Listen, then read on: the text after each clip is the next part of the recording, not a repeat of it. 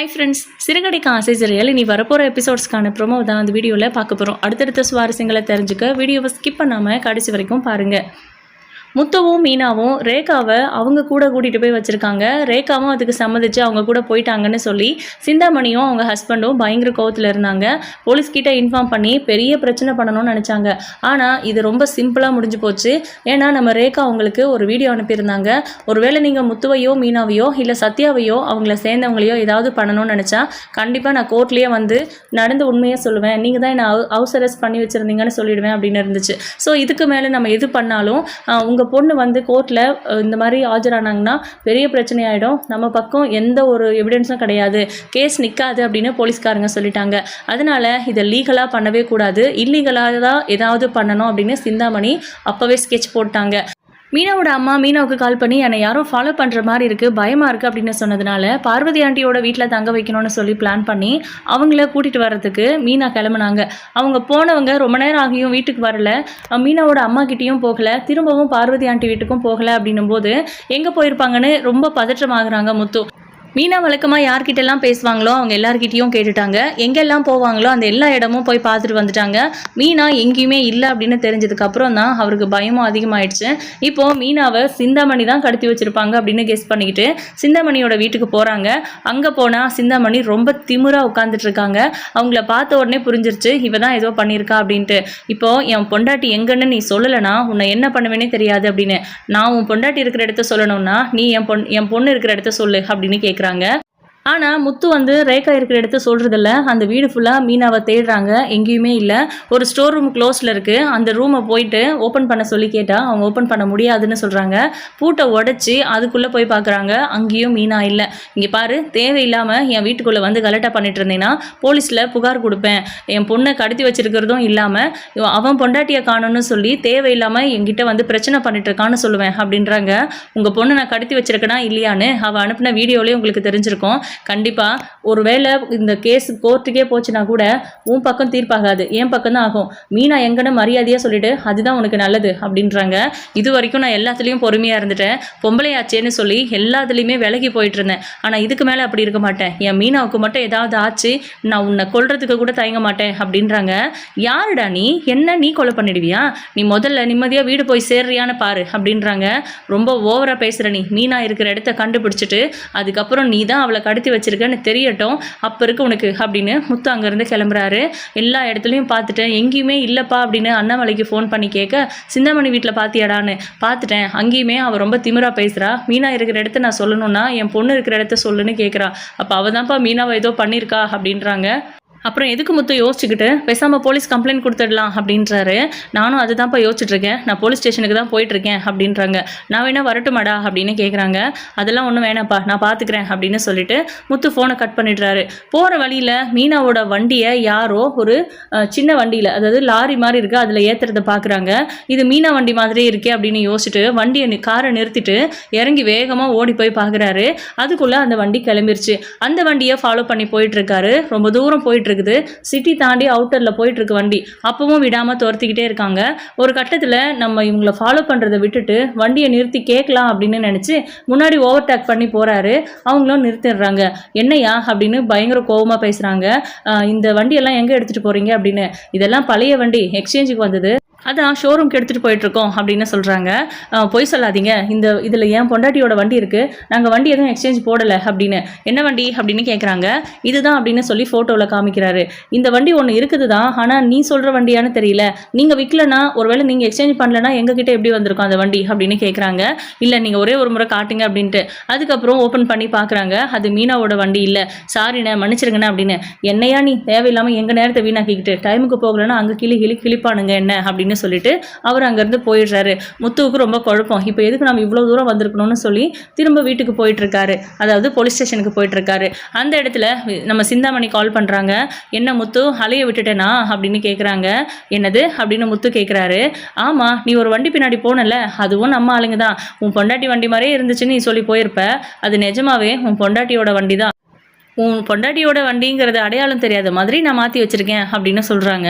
இவ சொல்கிறதெல்லாம் உண்மைதானா அப்படின்னு முத்து யோசிக்கிறாரு.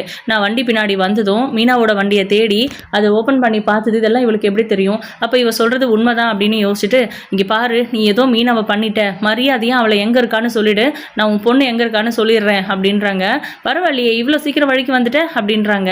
ப்ளீஸ் தயவு செஞ்சு சொல்லுன்னு. அப்போ முதல்ல நீ என் பொண்ணு இருக்கிற இடத்த சொல்லு, அதுக்கப்புறமா நான் மீனாவை கொடுக்குறேன், அதாவது மீனா இருக்கிற இடத்த சொல்கிறேன் அப்படின்றாங்க. இல்லை, நான் உன்னை நம்ப மாட்டேன்னு. நான் ஏன் உன்னை நம்பணும் அப்படின்னு கேட்குறாங்க.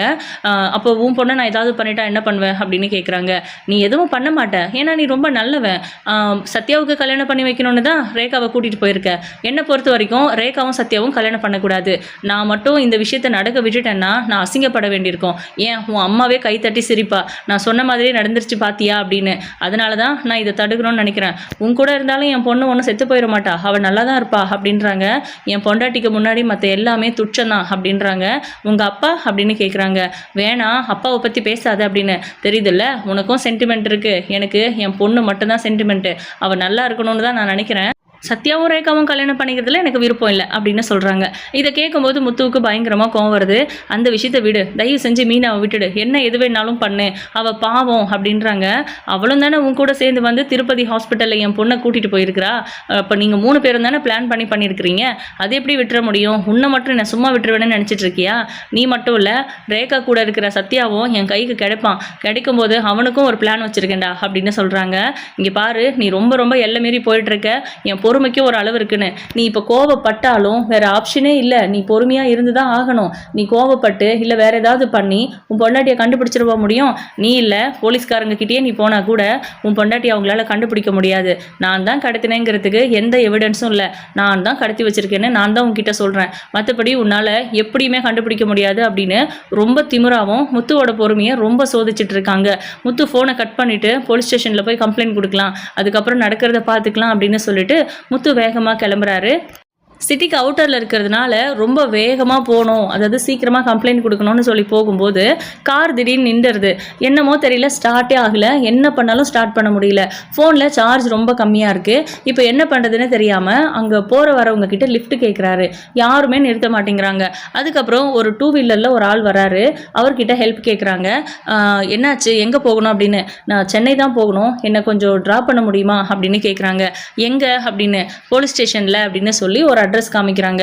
இல்லை, நான் அந்த ஏரியாவில் போகல, வேணும்னா வாங்க, கார் மெக்கானிக் யாராவது இருந்தாங்கன்னா அந்த இடத்துல உங்களை இறக்கி விடுறேன், நீங்கள் மெக்கானிக் கூட்டிகிட்டு வந்து காரை ரெடி பண்ணிக்கோங்க அப்படின்னு சொல்கிறாங்க. அதுவும் சரிதான் அப்படின்னு சொல்லி முத்து அவர் கூட போகிறாரு. அங்கே போனால் அந்த ஏரியாவில் கார் மெக்கானிக் ஷெட் எதுவுமே கிடைக்கல. அதுக்கப்புறம் ஒரு இடத்துல நிறுத்துறாங்க. அங்கே ஒரு ஆள் முத்துவை அடிக்கிறதுக்காக எய்ம் பண்ணிட்டு ஓடி வந்துட்டு இருக்காங்க. முத்து வந்து அதை சென்ஸ் பண்ணிடுறாரு. உடனே திரும்பி அங்கே எல்லாரு கூடயும் ஃபைட் பண்ணுறாங்க. அதுக்கப்புறம் அந்த வண்டி ஓட்டிட்டு வந்தார்ல அந்த ஆள், இந்தா உனக்கு தான் ஃபோன் அப்படின்னு ஃபோனை கொடுக்குறாங்க. அங்கே பேசுறது சிந்தாமணி. முத்துவோட ஃபோனு ஆஃபே ஆயிடுச்சு. இப்போது என்ன முத்து, நான் உனக்கு தான் கால் பண்ணேன், உன் ஃபோன் ஆஃப் ஆயிடுச்சு போல இருக்கு அப்படின்றாங்க.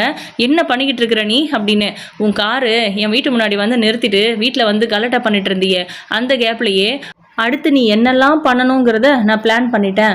உன் காரு நின்று போனதாக இருக்கட்டும், உன் பொண்டாட்டியோட வண்டியை பார்த்துட்டு நீ பின்னாடி ஃபாலோ பண்ணி போனதுன்னு எல்லாமே உன் ஃபோனில் சார்ஜ் காலியாகிறது மட்டும்தான் என் பிளான் இல்லை. மற்றது எல்லாமே என்னோட பிளான் படி தான் நடந்துட்டு இருக்குது.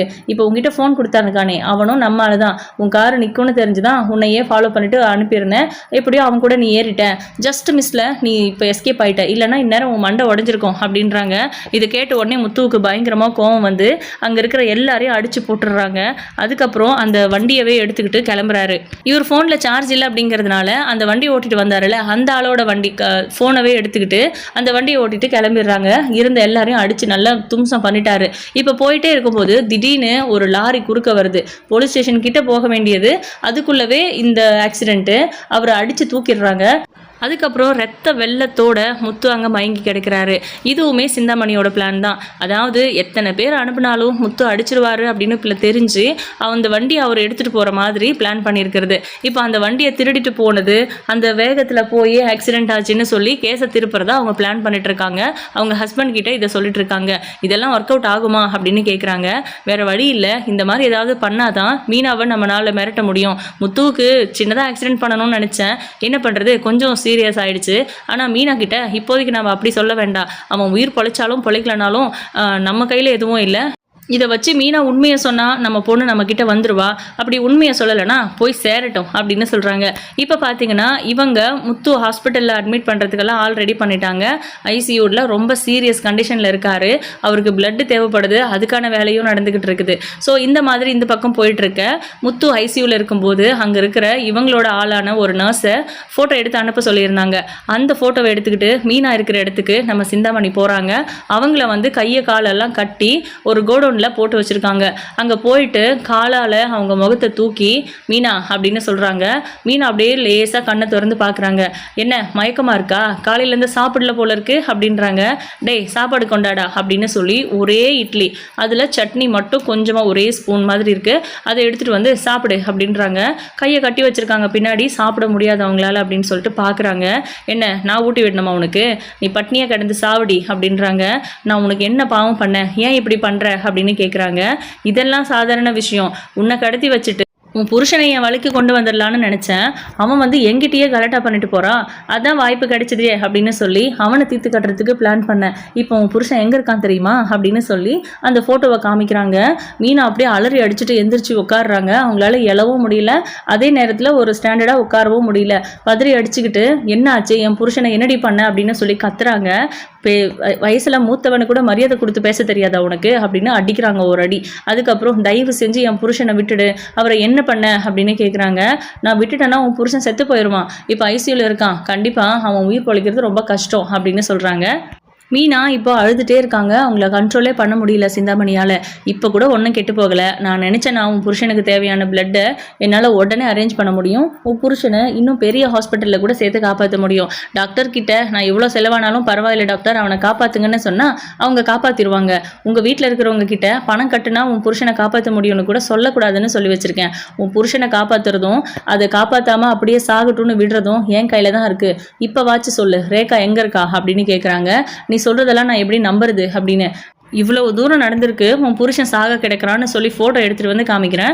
அப்போ கூட உனக்கு நம்பிக்கை இல்லைனா இப்படியே கிடந்து சாவு, அங்கே உன் புருஷன் சாகட்டும், இங்கே நீ சாகு, அவனுக்காச்சும் அவன் குடும்பம் இருக்காங்க, உனக்கு யாருமே இல்லாமல் அனாதை பணமாக போக போறடி அப்படின்னு சொல்லி மறுபடியும் ஒரு அடி அடிச்சுட்டு நம்ம சிந்தாமணி அங்கேருந்து போயிடுறாங்க. நீ எப்போ உண்மையை சொல்லணும்னு நினைக்கிறியோ அப்போ இதோ இங்கே இருக்கு பாரு, இதை பிடிச்சி இழுத்தியனா அங்கே வெளியே எங்களுக்கு சத்தம் கேட்கும், எல்லாமே கனெக்ஷன் தான், அப்போ நாங்கள் வந்து உங்ககிட்ட பேசுவோம். நீ சம்மதம் சொல்கிறேன் அப்படின்னு சொன்னால் உன் புருஷனை காப்பாற்றுறதுக்கான ஸ்டெப் எடுப்பேன். லேட் பண்ற ஒவ்வொரு நிமிஷமும் உன் புருஷனோட உயிருக்கு தான் ஆபத்து அப்படிங்கிற மாதிரி சொல்லிட்டு போயிடுறாங்க. அதாவது சிந்தாமணிக்கு வந்து என்னன்னா அவங்க பொண்ணு சத்யாவை கல்யாணம் பண்ணக்கூடாது, அவ்வளோதான். இந்த விஷயத்த சத்யா கிட்ட சொன்னா இல்லை ரேகா கிட்ட சொன்னா ரேகாவே அவங்களே வந்து சிந்தாமணி கிட்ட சேர்ந்துருவாங்க. ஏன்னா அவங்களுக்கு முத்து மீனாவோட உயிர் தான் முக்கியம் அப்படிங்கிற மாதிரி. நமக்காக ஏன் அவங்க 2 பேர் சாகணும் அப்படின்னு நினைப்பாங்க அவங்க. ஆனால் சிந்தாமணி இந்த விஷயத்துல ரொம்ப ரொம்ப அதுவும் இவ்வளோ இறங்கி செய்வாங்கன்னா முத்துவும் மீனாவும் கூட யோசிக்காம போயிட்டாங்க. இப்போ மீனா யோசிச்சுட்டு இருக்காங்க. சின்னதாக ஒரு விஷயம், அதாவது பார்வதி கிட்ட நம்ம மீனா பேசிட்டு கிளம்பும் போது திடீர்னு அவங்க மயங்கி விழுகிறாங்க. மயங்கி விழுந்ததும் அங்கே இருக்கிறவங்க எல்லாம் மீனாவை தூக்கி ஆட்டோவில் கூப்பிட்டுட்டு ஹாஸ்பிட்டலுக்கு போகிறாங்க. ஹாஸ்பிட்டலுக்கு கூப்பிட்டு போய் ஒரு செக்கப் போடுறாங்க. அப்போ தான் வந்து அவங்க ப்ரெக்னெண்ட்டாக இருக்காங்க அப்படிங்கிற விஷயம் தெரிய வருது. மீனா இதை பற்றி உடனே முத்துக்கிட்ட சொல்லணும் அப்படின்னு நினைக்கிறாங்க. கையிலேருந்து ஃபோனை எடுக்கிறாங்க, ஃபோன் பண்ணலாம் அப்படின்ட்டு. ஆனால் கொஞ்சம் நேரத்தில் நேரில் போய் சொல்லிடலாம், அப்போ தான் அவர் இன்னும் சந்தோஷப்படுவார், அவர் சந்தோஷப்படுத்த நம்ம பார்க்கணும் அப்படின்னு மீனா மனசுக்குள்ளே நினைக்கிறாங்க. முதல்ல அம்மாவை கூட்டிகிட்டு போய் பார்வதி ஆண்டி வீட்டில் விட்டுட்டு அங்கேயே கூட அவரை வர வச்சு சொல்லணும் உண்மையை அப்படின்னு யோசிச்சுட்டு இருந்தாங்க. அப்படி இவங்க ஹாஸ்பிட்டல்லேருந்து கிளம்பி வெளியில் போகும்போது தான் இந்த கடத்தல் வேலையே நடந்துச்சு. சிந்தாமணி அவங்க ஆளுங்களை விட்டு நம்ம மீனாவை ஃபாலோ பண்ண வச்சுருந்துருக்காங்க. ஸோ அவங்க வந்து இவங்களை கடத்தி கூட்டிட்டு போய் சிந்தாமணி கிட்ட ஒப்படைச்சிருக்காங்க. இப்போ மீனா அம்மா ஆக போகிற விஷயத்தை நினச்சி ரொம்ப ரொம்ப சந்தோஷமாக இருக்காங்க. ஆனால் இதை அவர்கிட்ட சொல்ல முடியலையேன்னு சொல்லி அழுக கலந்து சிரிப்பு. அவங்களால எப்படி இதை ஹேண்டில் பண்ணுறதுன்னே தெரியல. சரி ஓகே, அட்லீஸ்ட் அவரை காப்பாற்றுறேன்னு சொல்கிறா, அதுக்கான வாய்ப்பையாச்சும் நம்ம உருவாக்கணும் அப்படின்னு யோசிச்சுட்டு அவங்க சொன்ன அந்த கைத்தை பிடிச்சி இழுக்கிறாங்க. அங்கே சத்தம் கேட்குது. இப்போ தான் நமக்கு வழிக்கு வந்திருக்கா, சாப்பாடு அப்புறம் சாப்பிட்டுக்கலாம், நான் போய் அவகிட்ட எங்கே இருக்கான்னு கேட்டுட்டு வந்துடுறேன்னு. ஒரு நிமிஷம் சிந்தாமணி அப்படின்னு அவங்க ஹஸ்பண்ட் கூப்பிடுறாரு.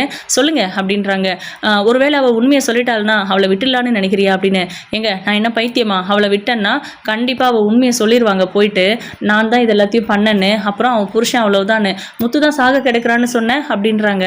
பிளட்டு கிடைச்சா பொழைச்சிருவான், பெருசாக முக்கியமான ஆர்கன்ஸ்லாம் எதுவுமே பிரச்சனை இல்லைன்னு டாக்டர் சொல்லிட்டாங்க, சும்மா அவளை பயமுறுத்துறதுக்காக தான் அப்படி சொன்னேன் அப்படின்றாங்க. சரி ஓகே அப்படின்னு சொல்லிட்டு இப்போ முத்துவை என்ன பண்ண போகிற அப்படின்னு கேட்குறாங்க.